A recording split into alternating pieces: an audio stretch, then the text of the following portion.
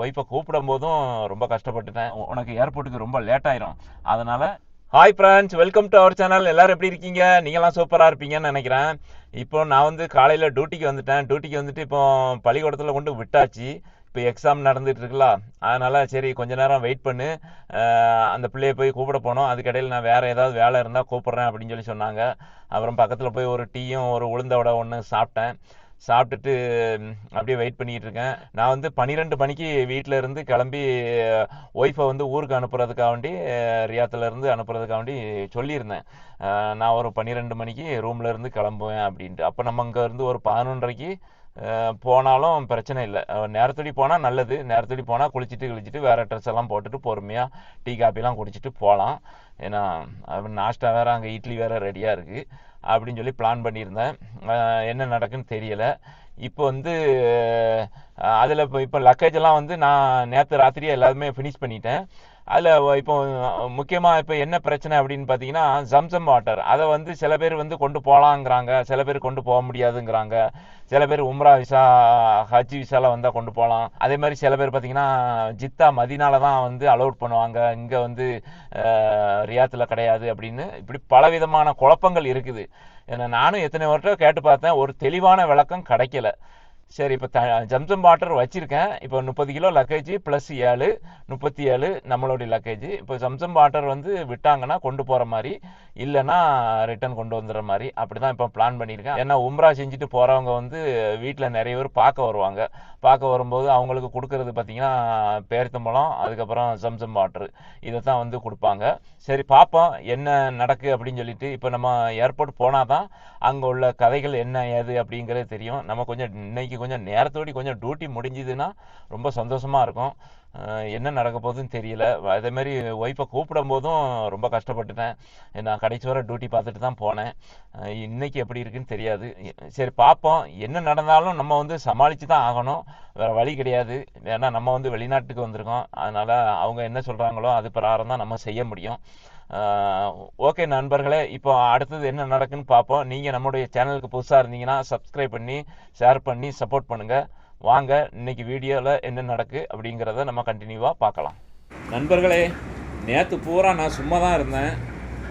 நேற்றே இந்த வேலையை முடிச்சிருக்கலாம். ஆனால் இன்னைக்குன்னு பாருங்கள், திடீர்னு போயிட்டு ஏதோ மருந்து வாங்கணுமா, போ அப்படின்னு சொல்லி அனுப்பிவிட்டாங்க. அதுவுமே கிட்டத்தட்ட 25 நிமிஷம் நான் ட்ராவல் பண்ணி இந்த இடத்துக்கு வந்திருக்கேன். இப்போ நமக்கு வந்து டோக்கன் பார்த்திங்கன்னா 44. இப்போ மணி பார்த்திங்கன்னா 9:45 ஆகிப்போச்சு. 12 மணி அப்படிங்கும்போது எங்கே நம்ம ஒரு 11 மணிக்கு போனால் சரியாக இருக்குன்னு பார்த்தேன்.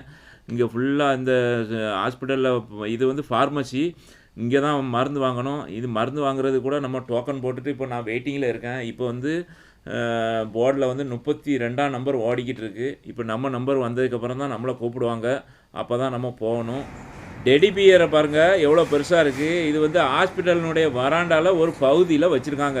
இந்த டெடி பியரே இவ்வளோ பெருசாக இருக்குன்னா ஹாஸ்பிட்டலினுடைய பீஸ் எவ்வளோ இருக்கும் அப்படிங்கிறத நீங்களே கணக்கு பண்ணிக்கிடுங்க. அந்த அளவுக்கு இது பணக்கார ஹாஸ்பிட்டல் இது. எப்பாடி ஒரு வழியாக வாங்கியாச்சு. வரும்போது ஃபுல்லாக பார்த்தீங்கன்னா டென்ஷன் அப்படியே தலைக்கு ஏறி போச்சு. அதாவது பாத்ரூம்லாம் வந்து ரொம்ப முட்டிக்கிட்டு வர்ற மாதிரி ஆகிட்டு, அதுக்கப்புறம் பார்த்திங்கன்னா உடம்பு ஃபுல்லாக ஒரு மாதிரி நடுக்கம், ஷேக்கிங் வந்துடுச்சு. பசி வேறு ஒரு பக்கம், ஏன்னா டென்ஷன் வேறு ஒரு பக்கம், நம்ம போக மாட்டோமா அப்படிங்கிற ஒரு இது வேறு வந்துருச்சு. எப்படியோ கஷ்டப்பட்டு அந்தால ஓட்டிகிட்டு வந்துட்டேன் வண்டியை. நண்பர்களே, மெடிசனை கொண்டு வீட்டில் கொண்டு கொடுத்ததுக்கப்புறம் நீ எத்தனை மணிக்கு போகிற அப்படின்னு சொல்லி கேட்டாங்க. நான் வந்து 12 மணிக்கு ரூமில் இருந்து கிளம்புவேன் அப்படின்னு சொல்லி சொன்னேன். அப்போ அவங்க வந்து ஏப்பா இன்னும் 1.5 மணி நேரத்துக்கு மேலே இருக்குது அப்படின்னு சொல்லி சொன்னாங்க. நம்ம பக்கத்தில் இருக்கிற இது சென்டர் பாயிண்ட்டுக்கு போயிட்டு வந்துடலாம் அப்படின்னு சொல்லி சொன்னாங்க. பக்கத்தில்னா அங்கேருந்து காரில் போனால் எவ்வளோ நேரம் ஆகும்? கரெக்டாக ஒரு 6-7 நிமிஷம் ஆகும். ஏன்னா அங்கே போயிட்டு வரலாம் அப்படின்னா, போகிறது வாரது பிரச்சனை இல்லை, உள்ளே போய் வேலை முடிக்கிறது தான் லேட் ஆகும். அப்போ நான் வந்து சரி ரைட்டு ஒன்றும் பிரச்சனை இல்லை அப்படின்னு சொல்லி சொன்னேன். போயிட்டு வந்துடலாம் அப்படின்னு சொல்லிட்டு நான் காருக்குள்ளே வெயிட் பண்ணு, நான் இப்போ வரேன் அப்படின்னு சொல்லி சொல்லியிருக்காங்க. நான் காரில் வெயிட் பண்ணிக்கிட்டு இருக்கேன். பார்ப்போம். ஃப்ரெண்ட்ஸ், காலையில தான் வந்து என் ஒய்ஃப் சொன்னாங்க, நீங்க வந்து ஓனருக்கு ஒரு மெசேஜ் போட்டுருங்க. எப்படின்னு கேட்டா, அதாவது இவ்வளோ நாளும் நீங்க வந்து தங்குறதுக்கு அனுமதிச்சீங்க, உம்ரா பண்ணதுக்கு எல்லாமே உங்களால தான் அது முடிஞ்சது அப்படின்னு சொல்லி ஒரு மெசேஜ் ஒன்று தட்டி விடுங்க அப்படின்னு சொல்லி சொன்னாங்க. அப்புறம் காலையில் நான் வந்து ஸ்கூல் விடுறதுக்கு முன்னாடி காஃபி வாங்கி கொடுப்பேன். அந்த காஃபி வாங்கி கொடுத்ததுக்கப்புறம் ஒரு மெசேஜ் ஒன்று போட்டு விட்டேன். அதாவது என்னோட ஒய்ஃப் வந்து நீங்கள் இவ்வளோ நாளும் இதெல்லாம் நீங்கள் செய்ததுக்கு வந்து ரொம்ப நன்றி சொன்னா அப்படின்னு சொல்லி மெசேஜ் ஒன்று போட்டு விட்டேன். அப்போ அவங்களும் அதுக்கு ரிப்ளை அனுப்பிவிட்டாங்க. அதோடய அது முடிஞ்சுது. இப்போ நம்மளை வந்து வீட்டுக்கு போக சொல்லிட்டாங்க. என்னன்னு கேட்டால், இப்போ சென்ட்ரு பாயிண்ட்டுக்கு போயிட்டு வந்தால் உனக்கு ஏர்போர்ட்டுக்கு ரொம்ப லேட் ஆயிரும், அதனால் நீ கிளம்பு அப்படின்னு சொல்லிட்டாங்க. இப்போ நம்ம வீட்டுக்கு போக வேண்டியதான். அதுக்கு முன்னாடி என்ன செஞ்சாங்க, அப்புறம் டோர் பக்கம் வாங்கினாங்க. அதுக்கப்புறம் டோர் பக்கம் போனேன். அப்போ வந்து அவங்க வந்து கப்பில் ஜூஸோ என்னமோ கொடுத்தாங்க. அதுக்கப்புறம் இந்த வந்து சாப்பாடை வந்து ஒய்ஃபை வந்து ஏர்போர்ட்டுக்கு போகிறதுக்கு முன்னாடி சாப்பிட்டுட்டு போக சொல்லு அப்படின்னு சொல்லி இந்த பேக்கையும் இதெல்லாம் தந்து அனுப்புனாங்க. எனக்குமே ரொம்ப சந்தோஷம். அதுக்கப்புறம் நானுமே ரொம்ப நன்றி சொல்லிட்டு சரி போயிட்டு வரேன் அப்படின்னு சொல்லிட்டு, சரி அவங்க புரிஞ்சுக்கிட்டாங்க, பரவாயில்ல. இந்த கடைசி நேரத்தில் வந்து அவங்க புரிஞ்சது பெரிய விஷயம். சரி இப்போ நம்ம வந்து லேட் பண்ண வேண்டாம். இப்போ நமக்கு வந்து கரெக்டாக பார்த்தீங்கன்னா 1.5 மணி நேரம் தான் இருக்குது. அதுக்குள்ளே வீட்டுக்கு போயிட்டு குளிச்சுட்டு, அந்த காலையில் உள்ள இட்லி இருக்கா இல்லை மத்தியானம் தான் சோறு திங்கணுமா என்னன்னு தெரியல, அதெல்லாம் முடிச்சுட்டு அதுக்கப்புறம் நம்ம ஏர்போர்ட்டு போயிட்டு அதுக்கப்புறம் என்ன நடக்குது அப்படிங்கிறத பார்க்கலாம். வாங்க போகலாம். நண்பர்களே, இன்னைக்கு பார்த்தீங்கன்னா சிம்பிளாக தான் வந்து குழம்பு வச்சுருக்காங்க. ஸ்பெஷல்லாம் ஒன்றும் இல்லை. அதாவது சாம்பார், உருளைக்கிழங்கு கேரட்டு போட்டு சாம்பார். அதுக்கப்புறம் இது வந்து என்னது, இது காலிஃப்ளவர். அதுக்கப்புறம் பட்டாணி, கோனு, கேரட்டு, இது எல்லாம் மிக்ஸ் ஆகிட்டு பாக்கெட்டில் வரும், அதை வாங்கி அது வச்சுருக்கு. அதுக்கப்புறம் ஒரு சூப்பரான ஆம்லேட்டு. இப்போ இதை வச்சு தான் சாப்பிடணும். நீங்களும் சாப்பிட வாங்க. ஃப்ரெண்ட்ஸ், காரில் லக்கேஜெல்லாம் ஏற்றி வச்சாச்சு. காரு டொயோட்டா ஃபார்ச்சுனர் கார் தான். வாடகைலாம் இன்னும் பேசலை. நம்ம அண்ணன் தான், சரி பார்த்து போடுவாருன்னு சொல்லி நம்பி ஏறுவோம். நண்பர்களே, காரில் ஏறியாச்சு. கார் நல்லா சூப்பராக இருக்குது. பார்த்தீங்கன்னா இப்போ வந்து கொஞ்சம் தூரம் நம்ம கிளம்பி கரெக்டாக 12:30க்கு ஷார்ப்பாக வந்துட்டாப்புல. அதுக்கு முன்னாடியே வந்துட்டாங்க. அப்போ இப்போ 12:35 ஆச்சு. இங்கே பாருங்கள், கொஞ்சம் டிராஃபிக்காக இருக்குது. ஆனால் அங்கேருந்து கரெக்டாக ஏர்போர்ட்டுக்கு வந்து ஒரு 20-25 நிமிஷம் தான் ஆகும். பார்ப்போம். நான் வந்து ஒரு மணி பிளான் பண்ணியிருக்கேன். இப்போ அந்த 1 மணிக்குள்ளே அவங்க போயிட்டாங்கன்னா அதுக்கப்புறம் நம்ம ஈஸியாக உள்ளே போயிடலாம்.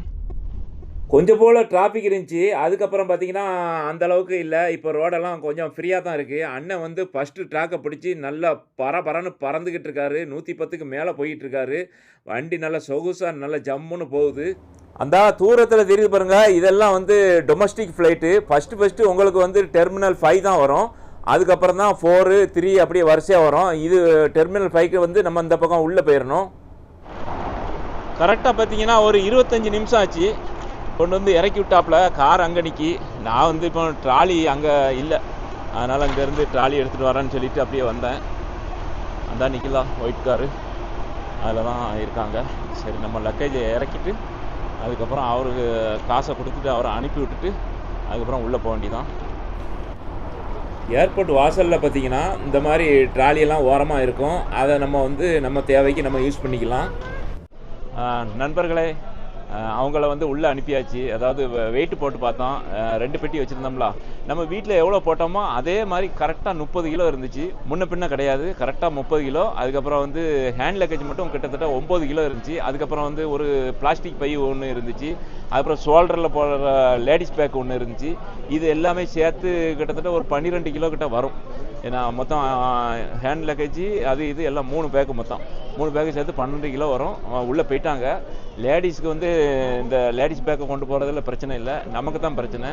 ஏன்னா அதுக்கப்புறம் பார்த்தீங்கன்னா ஜம்சம் வாட்டருக்கு வந்து நம்ம போர்டிங் பாஸ் எடுப்போம்ல, அங்கே வந்து ஜம்சம் வாட்டரில் ஒரு ஸ்டிக்கர் ஒன்று ஒட்டி தந்தாங்க. ஒட்டி தந்துட்டு நான் வந்து 306ஆம் நம்பர் கவுண்டரில் வந்து இது அதாவது போர்டிங் பாஸ் போட்டேன். அப்போ அவங்க என்ன சொன்னாங்க, 330 போயிட்டு இந்த தண்ணி பாட்டில் அங்கே போட்டுரு அப்படின்னு சொல்லி சொன்னாங்க. அதாவது கார்ட்டூன்லாம் பார்த்தாங்க, பார்த்துட்டு அதில் ஸ்டிக்கர் மட்டும் ஒட்டி கொடுத்துட்டாங்க. அதை கொண்டு போய் அடுத்தலாம் அந்த 330 கொண்டு போய் போட்டுட்டேன். ஜம்சம் வாட்டர் வந்து ஈஸியாக உள்ளே போயிடுச்சு. எந்த பிரச்சனையும் இல்லை. ஜம்சம் வாட்டர் வந்து அலோட் பண்ணுறாங்க. ஜம்சம் வாட்டரை வந்து லக்கேஜோட சேர்க்கலை. அது வந்து ஜம்சம் வாட்டர் வந்து இலவசமாக நம்ம லக்கேஜில் இல்லாமல் தனிப்பட்ட முறையில் கொண்டு போகலாம் ஏர் இந்தியா எக்ஸ்பிரஸில். இன்னைக்கு நம்ம டேரெக்டாக வந்ததுனால நமக்கு ஒரு தெளிவு கிடைச்சிது. நம்மளும் பல பேர்கிட்ட கேட்டுகிட்டே இருந்தோம். கடைசியில் அவங்க வந்து கேட்டாங்க, என்ன விசாவில் வந்திருக்காங்க, எல்லாம் போர்டிங் பாஸ் எல்லாம் போட்டு முடிச்சாச்சு. கடைசியில் வந்து சம்சம் வாட்டரை வந்து நான் 2வது காமிப்போம் அப்படின்னு இருந்தேன். நான் வந்து சொன்னேன், சம்சம் வாட்டர் இருக்குது மேடம் அப்படின்னு. வந்து லேடிஸ் தான் வந்து கவுண்டரில் இருந்தாங்க, சவுதிக்காரங்க. அப்போ அவங்க சொன்னாங்க, ஏன் ஃபஸ்ட்டே சொல்லலை அப்படின்னாங்க. அதெல்லாம் அதுக்கப்புறம் கொண்டா இப்போ எடு பார்ப்போம் அப்படின்னாங்க. எடுத்து காமிச்சேன். அந்த கார்ட்டூனை பார்த்துட்டு அதுக்கப்புறம் அது மேலே பிளாஸ்டிக் பை இருந்துச்சுல, அதை ரிமூவ் பண்ணிடு அப்படின்ட்டாங்க. பிளாஸ்டிக் பையை மட்டும் ரிமூவ் பண்ணிவிட்டு அந்த கார்ட்டூன் அப்படியே அந்த ரேப்பிங்லாம் சுற்றுனது அப்படியே இருந்துச்சு. அதில் அப்படியே ஸ்டிக்கர் ஒட்டி அங்கே கொண்டு 330 கவுண்டரில் போட்டோன்னே அங்கே வந்து பங்களாதேஷ் ஆள் இருக்குது, அவர் தட்டி விட்டார், உள்ளே போயிடுச்சு. இப்போ நம்ம அங்கே போயிட்டு திருவனந்தபுரம் ஏர்போர்ட்டில் அங்கே பெல்ட்டில் வரும் பாருங்க, அப்போ நம்ம பேர் அதில் இருக்குது, அந்த பேரை பார்த்து நம்ம எடுத்துக்கிட வேண்டிதான். இப்போ வந்து ஆள் உள்ளே போயிருக்காங்க. உள்ளே போயிட்டு செக்கிங்லாம் முடிச்சுட்டு வெயிட்டிங் ஹால் போனதுக்கப்புறம் எனக்கு கால் பண்ணுங்க அப்படின்னு சொல்லி சொன்னேன். நான் வைஃபையும் கனெக்ட் பண்ணி கொடுத்துட்டேன் அவங்க ஃபோனுக்கு. இப்போ அவங்க உள்ளே போயிட்டு ஏதாவது பிரச்சனை அப்படின்னு சொல்லி இதை கொண்டு போகக்கூடாது அப்படி இப்படி ஏதாவது சொன்னேன்னா நீங்கள் வந்து அந்த லக்கேஜை தந்துருங்க, நான் கொண்டு போயிடுறேன் அப்படின்னு சொல்லியிருக்கேன். ஏன்னா லக்கேஜ் உங்களுக்கு கிட்டத்தட்ட 12 கிலோ கிட்ட வருது பார்த்தீங்களா. அதனால் வந்து இப்போ நான் வெயிட்டிங்கில் இருக்கேன். சரி, இப்போ அநேகமாக பிரச்சனை இருக்காது அப்படின்னு நினைக்கிறேன். பார்ப்போம் என்ன நடக்கு அப்படின்ட்டு. ஏர்போர்ட்டில் ராப்பிங் பேப்பர் சுற்றுறாங்க பாருங்க, அது வந்து ரொம்பவுமே நல்லா சூப்பராக சுற்றுவாங்க, நல்லா ஸ்ட்ராங்காக. அது மிஷினில் வச்சு சுற்றுறது பார்த்தீங்களா. அதனால் வந்து என்ன பாருங்க, இதெல்லாம் சூப்பராக சுற்றிருக்காங்க. ஏர்போர்ட்டுக்கு உள்ளே வந்ததுமே இந்த டிஸ்பிளேயை நம்ம பார்க்க முடியும். இதில் பார்த்தீங்கன்னா எந்தெந்த ஃப்ளைட்டு எப்போ கிளம்புது, ஃப்ளைட்டினுடைய நம்பரு, அது என்ன ஃப்ளைட்டு அப்படிங்கிறது எல்லாமே இதில் இருக்கும். நம்ம ஃப்ளைட்டு பார்த்தீங்கன்னா ஏர் இண்டியா எக்ஸ்பிரஸ்ஸு இப்போ என்ன போட்டாங்க. ஏர் இண்டியா எக்ஸ்பிரஸ் பார்த்தீங்கன்னா திருவனந்தபுரம், அது பார்த்தீங்கன்னா 4:05க்கு கிளம்புது. 304, 306 இந்த கவுண்டரில் வந்து போர்டிங் போடுறாங்கன்னு சொல்லி இதில் தெளிவாக பார்த்துடலாம். நண்பர்களே, அவங்க உள்ளே போயிட்டாங்க. போயிட்டு எல்லாம் ஒன்றும் பிரச்சனை இல்லை, எல்லாமே கிளியர் ஆகிட்டு, லக்கேஜெல்லாம் ஒன்றும் பெருசாக இது பண்ணலை அப்படின்னு சொல்லி சொன்னாங்க. சொல்லிவிட்டு அப்புறம் கையில் வச்சுருந்த அந்த பிளாஸ்டிக் பை மட்டும் இதில் என்ன இருக்குது அப்படின்னு கேட்டாங்க. அதில் வந்து இதுதான் இருக்குது, அதாவது ஸ்நாக்ஸ் தான் இருக்குது அப்படின்னு சொல்லிட்டாங்க. இந்த இருக்கலாம் உங்களுக்கு ரியாத் மெட்ரோன்னு போட்டுக்கலாம். இங்கே தான் இப்போ நம்ம போகணும். ரியாத் மெட்ரோ இந்த வழி இருக்கலாம், இது வழியாக நம்ம அந்த சைடில் போகணும். அதாவது இந்த எல்லோ கலர் லைன் போட்டிருக்கலாம், இதுதான் வந்து மெட்ரோக்குள்ள லைனு, எல்லோ லைனு. இது உள்ளே போயிட்டு அதுக்கப்புறம் அந்த வழியாட்டு போக வேண்டியதான். இப்போ நம்ம இதெல்லாம் போட்டது வந்து கீழே தான், உங்களுக்கு கீழே அந்த ஆட்கள் இருக்கலாம், இங்கே தான் வந்து எல்லாமே நம்ம இதெல்லாம் பண்ணது, அதாவது போர்டிங் போட்டது.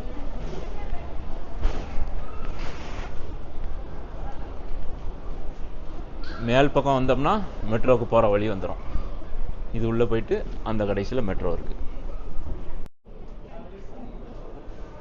இந்த பக்கம் தான் உங்களுக்கு வரிசையாக வந்து இப்போ நம்ம வந்து T3 நமக்கு இருக்குல்ல, T3 ஏன்னா இதுக்கப்புறம் T2, T1 அப்படி அங்கேருந்து இங்கே 1, 2, 3, 4 இப்படின்ட்டு இந்த பக்கம் ரிவேர்ஸில் வரும். ஃபஸ்ட்டு வந்து நமக்கு வந்து 5, 4, 3 இந்த மாதிரி வரும். இந்த அமைப்பில் தான் இப்போ T3.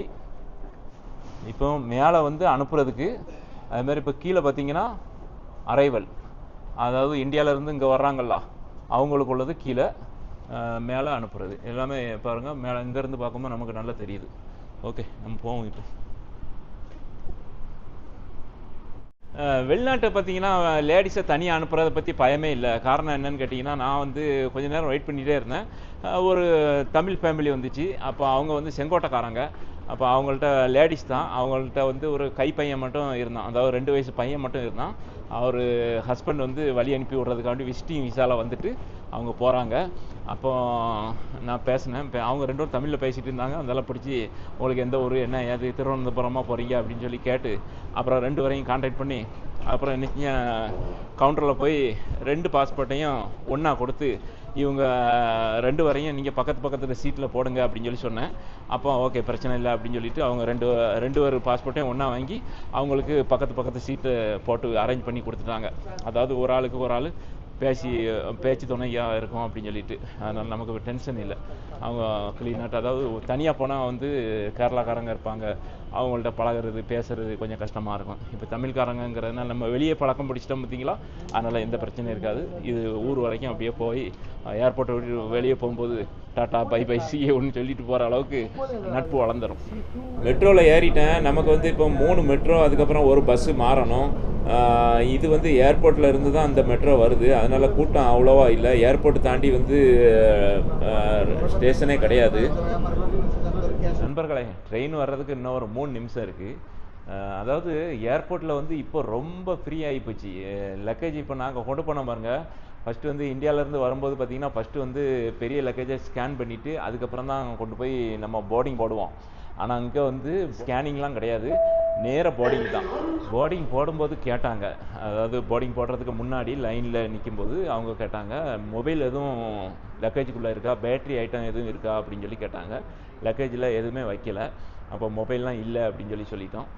நிறைய பேர் வந்து மொபைல் இருக்குதுன்னு சொல்லி சொன்னாங்க. புது மொபைல் நிறைய பேர் இங்கேருந்து வெளிநாட்டிலேருந்து கொண்டு போவாங்க. அப்போ அப்படி கொண்டு போகும்போது அவங்க வந்து மொபைல் இருந்துச்சுன்னா அங்கே போயிட்டு அதை மொபைலை எடுத்து ஹேண்ட் லக்கேஜில் போட்டுட்டு மறுபடியும் ரேப்பிங் பண்ணுங்க அப்படின்னு சொல்லி அனுப்பி விட்ருவாங்க. அப்போது உங்களுக்கு வந்து மொபைல் இருந்துச்சுன்னு சொன்னால் அவங்க வந்து மொபைல் எடுத்து ஹேண்ட் லக்கேஜில் போட்டுரு அப்படின்னு சொல்லி அனுப்பி விட்டுறாங்க. ஏன்னா மொபைல் நம்ம மொபைலை வச்சுட்டு நம்ம உள்ளே போனோன்னு சொன்னால் அநேகமாக வந்து உள்ளே போயிட்டு மொபைல் இருக்குது, இந்த ஆள் இந்த பாஸ்போர்ட் நம்பர் இந்த பேர் உள்ளவங்க வாங்க அப்படின்னு சொல்லி கூப்பிட்டு ரெண்டாக பிரித்து அதெல்லாம் வந்து அந்த வேலை கூட சில நேரம் நடக்கலாம், சொல்ல முடியாது. ஏன்னா ஒரு குறிப்பிட்ட அவங்க ஒரு கணக்கு வச்சுருப்பாங்கல்ல, அந்த கணக்குக்கு மீறி போச்சுன்னா ஏதாவது அதுக்கு ஆக்ஷன் எடுப்பாங்க. அப்படி வந்து நம்ம திரும்ப அந்த பெட்டியை போய் பிரித்து மறுபடியும் ரேப்பிங் சுற்றுறதுக்கு பார்த்தீங்கன்னா ஒரு பெட்டிக்கு 35 ரியால் வாங்குறாங்க. இப்போ லக்கேஜ் வந்து 30 கிலோ, அப்போ 2 பெட்டி இருக்கும். 2 பெட்டிக்கு பார்த்தீங்கன்னா 70 ரியால் ஏர்போர்ட்டில் 70 ரியால் சார்ஜ் பண்ணுறாங்க. நான் வந்து ஏற்கனவே ரேப்பிங் வந்து வீட்டிலே சும்மா லைட்டாக ஒரு பெட்டிக்கு சின்ன பாதுகாப்புக்கு மாதிரி சுற்றிட்டு போனேன். அதனால் வந்து நமக்கு எந்த நஷ்டமும் இல்லை. ரேப்பிங் எவ்வளோ, ஒரு 8 ரியால் பேப்பர் என்னமோ வாங்கினேன் 8 ரியாலுக்கு. அதில் பாதி சுற்றிட்டு பாதி வீட்டில் தான் கிடக்குது. சரி, இப்போ நம்ம அங்கேருந்து பஸ்ஸில் போனோம். அடுத்தது நண்பர்களே, நான் இப்போ ரூமுக்கு வந்துட்டேன். ஃப்ளைட்டு வந்து இனிதான் கிளம்பும். என் கூட 50 நாள் இருந்தாங்க. இந்த 50 நாளில் அவங்க உடம்புல ஒரு கீறல் இல்லாமல் எப்படி வந்தாங்களோ அதே மாதிரி நான் கொண்டு ஏர்போர்ட்டில் கொண்டு விட்டுட்டேன். இனி வந்து ஏர் இந்தியா பாடு, அவங்க சொந்தக்காரங்க பாடு. ஒரு பெண்ணுக்கு நம்ம மட்டுமே உரிமையாளர் கிடையாது, அவங்க பின்னாடி பெரிய படப்பட்டாலுமே இருக்குது. ஆனால் இனி எனக்கு ஒரே ஒரு வருத்தம் தான். என்னன்னு கேட்டிங்கன்னா, இனிமேல் நம்மளே சமையல் பண்ணணும், நம்மளே துணி துவைக்கணும், எல்லா வேலையும் இனிமேல் நாமே பார்த்துக்கணும். அதுதான் ஒரு பெரிய சங்கடம். சரி, அது போக போக பழகிறோம். ஏன்னா நம்ம இவ்வளோ நாள் எப்படி இருந்தோமோ அதே மாதிரி இனி போக வேண்டியதுதான். ஓகே நண்பர்களே, மீண்டும் ஒரு புதிய வீடியோவில் சந்திப்போம். இந்த வீடியோ நான் இதோடு நான் முடிச்சுக்கிறேன். Okay, by.